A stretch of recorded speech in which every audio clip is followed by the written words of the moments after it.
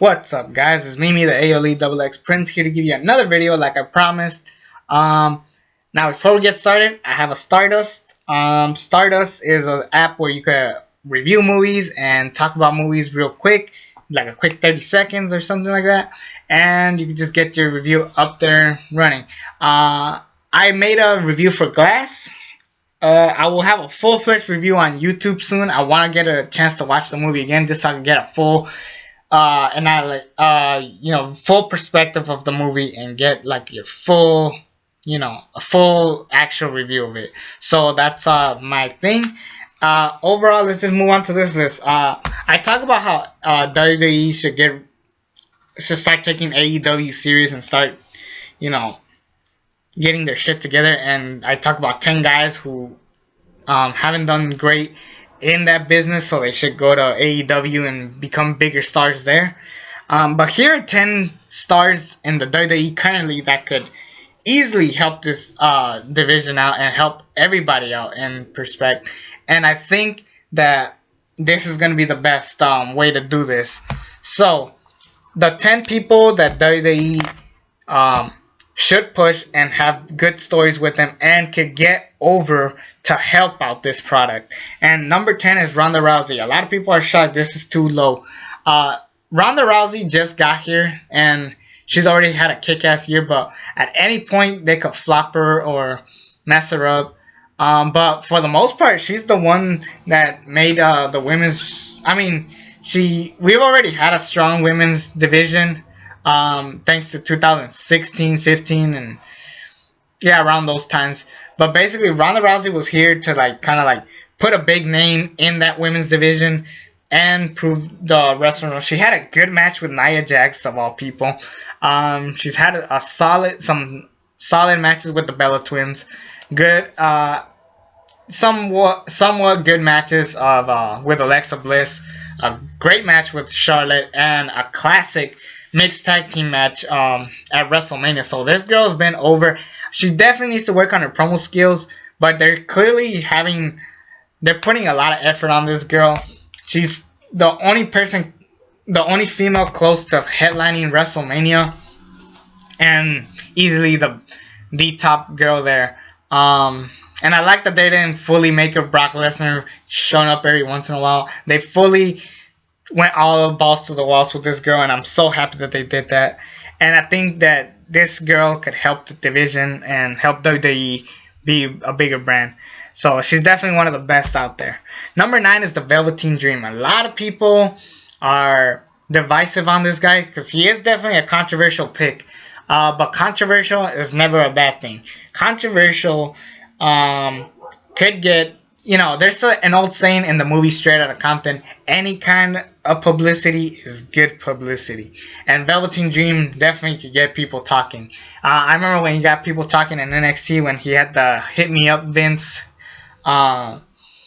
tights. He dressed up like Hollywood Hogan at War Games 2.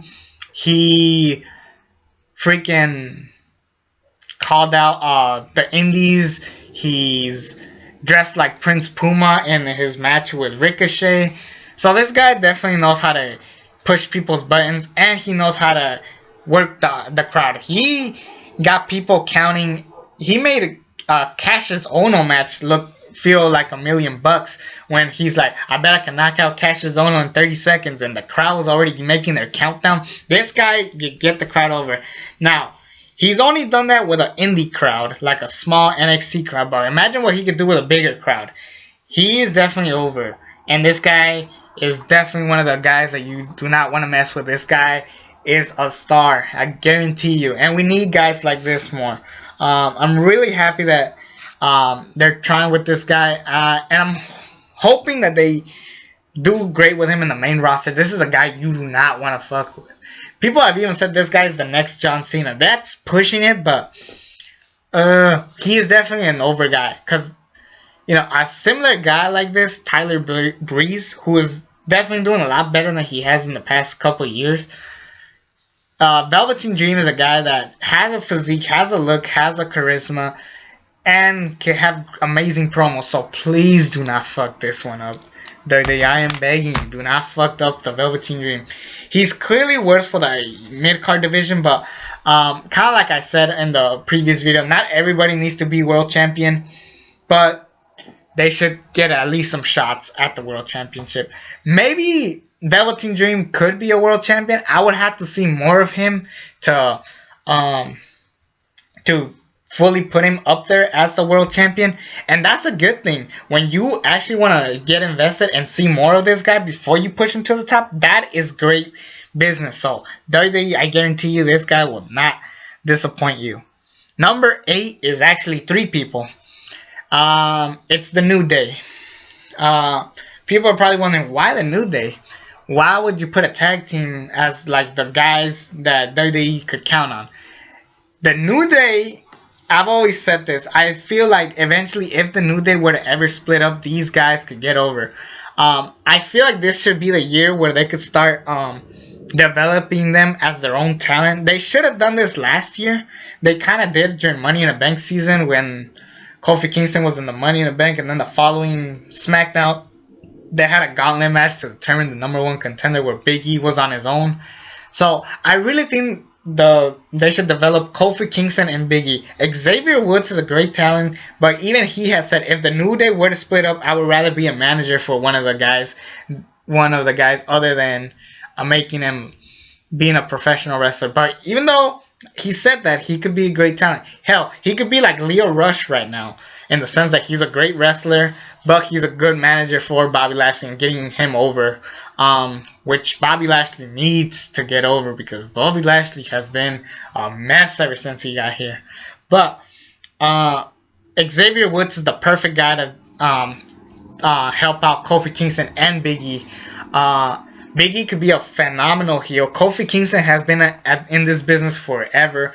Hell, I feel like Kofi Kingston could have an even bigger story than Big E and Xavier Woods, because think about it. He went from multiple shots for IC belts and tag team belts and US belts. You know, he's done it all except be the world champion, and he wants to retire knowing that he had held all the belts, and he's only missing that one belt, and that could be the perfect story for Kofi Kingston. Plus, to top it off, he's a fantastic wrestler. His matches with Miz, Randy Orton, Dolph Ziggler, I believe he could have classics with anybody, especially in an era where the wrestling has gotten a lot better over the years, in the sense that, you know, people are more free, even though they get hurt a lot. You know, the point is Kofi Kingston has an even bigger story. Big E, on the other hand, he's pretty much a guy that WWE wanted to push since the beginning. They gave him the IC belt, which failed, but they could even build that story up of how Big E could want to possibly be the top guy, and he's tired of being part of this goofy tag team. That is the perfect story. These guys are phenomenal. And we all thought these guys were going to fail, but you know what? They stuck with it. They turned them heel, and they became one of the most over tag teams, having classics with the Bar, the Usos. I believe they had matches with American Alpha, but the point is they've had amazing matches in 2000. They were the best part of 2017, I believe. Yeah, and that was a time where SmackDown was full creative with Road Dogg, Retard James, and Jinder Mahal was WWE champion, but they were the most over thing, them and the Usos. And they're the longest running tag team, so these guys clearly are WWE guys that you could count on. So I believe that the New Day are definitely up there as the perfect guys for this kind of story. Number 7, and this might be an option that you guys don't think it's a good idea, but it's too bad. Roman freaking Reigns. Roman Reigns. Why would Roman Reigns be in this list? He hasn't been around. Now, there's talks that he did battle leukemia and he won. He's doing better. And let's say he does come back. I would not bring him at the Royal Rumble. There's talks of him coming back at the Royal Rumble. I would hold until after WrestleMania. Just take a break from Roman Reigns. Build up these other talents. And have Roman Reigns have a fresh start. Start from the beginning, have a new theme, have a new character. He's pretty much the biggest babyface in the planet. We could build this story of how he shouldn't. They refused to give him the world championship because they're afraid that he won't be a permanent champion because of the leukemia. And we could build that story up. It's kind of a fucked up story, if you could say, but it's a perfect story to build him as the guy that you guys wanted from the beginning. And Roman Reigns, believe it or not, he's gotten a lot better. A lot of people gave him shit. I gave him shit. I admit his match at WrestleMania 34, 32, 33, that have been shit. To be fair, he's taking on guys who are too old for this shit, like Triple H, Undertaker, and Brock Lesnar. Brock Lesnar is just a lazy fuck. I just gave up on that guy. But I will definitely push Roman Reigns to, you know, I do see potential in this guy, but he would try to get himself over. I would have him get himself over, you know, instead of having him right back in the world championship picture. That's kind of why he failed the first time. He got over just a little bit, and then right away they already put him in the world championship run, and that's what failed. So I wouldn't do that. I would have him have a fresh start, like a soft reboot, you could say, in Hollywood. I could say that since I'm technically the Hollywood guy, not the Hollywood guy, but the guy who's like into film and stuff. So you could do a soft reboot with Roman Reigns, and I guarantee you he would get over, and it would be a different kind of story for Roman Reigns. It could be his best run ever, and just give it a shot. Number 6, yes, number 6 is Drew McIntyre, the chosen one, or what we all thought was the chosen one. Vince McMahon had potential in this guy. We didn't really see it, but the fact that he had a shitty run, you know, he came at the wrong place at the wrong time, but he had to leave WWE to get himself over again, and then he comes back and he's over. This is a story that's rarely said. A guy who leaves WWE to get himself over, and then he comes back and he's not more over than ever. That is the best story, and he's got great talent, he's got a great look, he's got great promo skills. All they have to do is put him at the top. I don't think this is going to be the year that he wins the Universal or WWE Championship, but I believe he deserves a mid-card belt. Particularly the IC belt is the best belt to give him, and I would run with it. I would give him a solid run, and then WrestleMania 36 we could put him in the main event, because this guy has been, you know, he was the chosen one, but now he's getting himself over. There's another guy in this list with the exact same story, but we'll get to him when we get to him. Coming into the top 5. Top 5. Number 5 is Finn Balor. Now, a lot of guys, including myself, believe that he has one of the shittiest run, and he has no chance of beating Brock Lesnar this upcoming Rumble. And yes, we're right. But he has the Balor Club. He's got a full, you know, he's definitely the guy you do not want to lose to in AEW. If you guys lose Finn Balor to AEW, you guys are fucked. And I never thought this guy should have been world champion. I really never thought that. Because think about it, even in New Japan Pro Wrestling, was he ever the IWGP champion? No, but he was over. Thanks to the Balor Club, of course, or the Bullet Club. My apologies, but technically this guy can build a story of the guy that got himself injured, and he could be a solid mid-card champion. You know, again, not everybody deserves the world champion. Finn Balor wasn't a guy I bought as the world champion. I never did. I'm sorry. And just being full honesty, I'm not just saying that because he failed or got injured, but really he is a guy that should get over and become the guy, because I mean he's got his own section, kind of like the Cesaro section, only the Balor Club. He could get people talking. Granted, he has to work on his promo skills. I've always thought that, and I think everybody did, but he's got classic matches in him. He's got a solid story going on right now, but I really do think he should get a big chance, and that's my honest opinion. Number 4 is Aleister Black. Aleister Black is a given. This is clearly a guy WWE wants, or a guy WWE is looking for. To be honest, Aleister Black, basically he was at the top for how long? In NXT, being undefeated. Not everybody deserves an undefeated streak, but with a guy like Aleister Black, I could see how he could be the next Undertaker. A lot of people have made that comparison multiple times, so let's just go with it. Sorry, I'm just checking the time. So yeah, Aleister Black is another guy. Hell, after Mania, I think he should go straight to the WWE Championship. That's how much potential I see in this guy.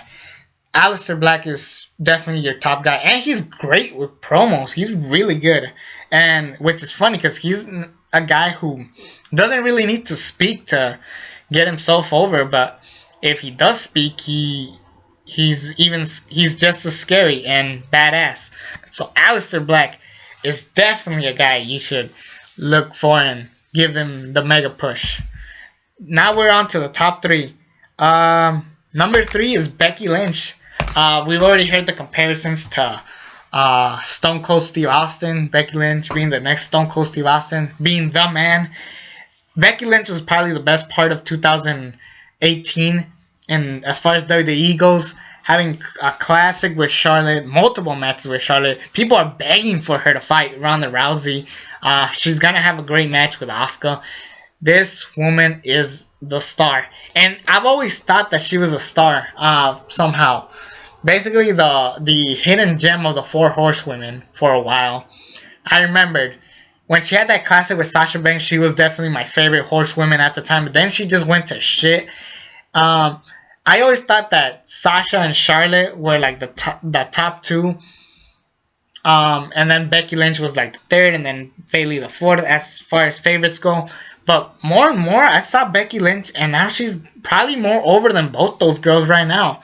And I think it's got to be thanks to that story of her being at the top. And now the best thing to do with her now is be the top woman. Hell, she can make the word diva sound badass. If you want to use that word again. She got herself over. She has just been on top. She is the most over woman that there is right now, and WWE needs this girl to be at the top. Vince needs to get the fuck out of the WWE for once. This guy just needs to choke himself to death. That's how fucking annoyed I am with Vince not pushing these guys. Like, this is why Vince is out of touch. That's why Triple H should take over already, but they're not doing that. But Becky is the top woman in this company. Unfortunately, she's not top 2 overall. Number 2 is probably the most obvious one, Daniel Bryan.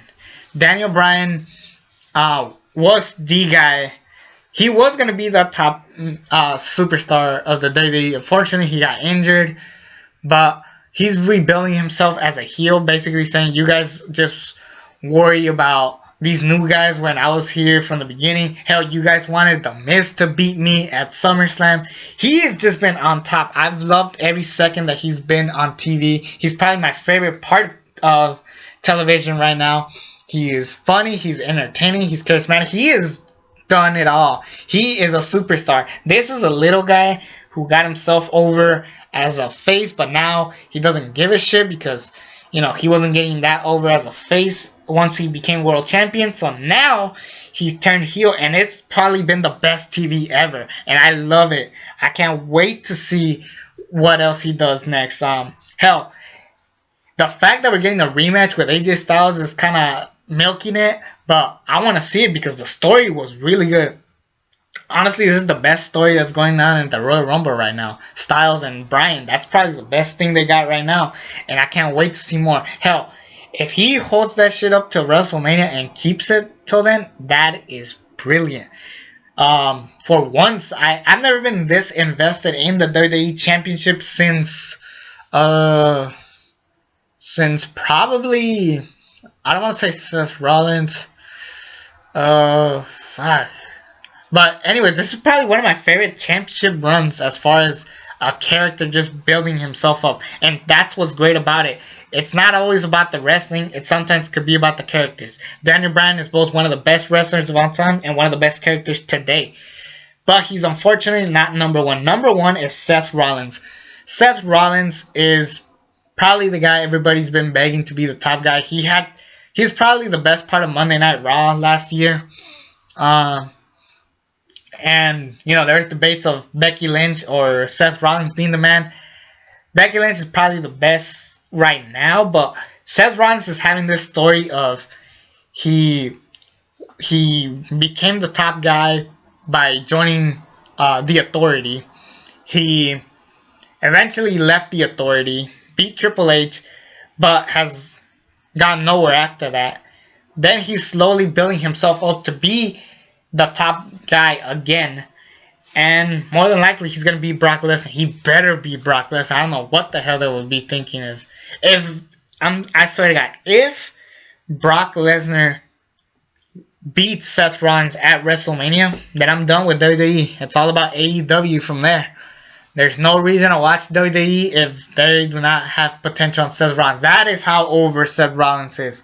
Those are the 10 guys that should get a massive push, because these 10 stars, tag teams, women, anybody, these are the 10 people that they should rely on, because they're great characters, great wrestlers, just great overall, and they can help this business out and help compete with AEW. These are the 10 guys that you should rely on more WWE. So please do not fuck this up. I'm begging you, do not mess this up. Anyways, it's Mimi, the AOE XX Prince. Subscribe to this channel if you haven't already. And until then, I'm out.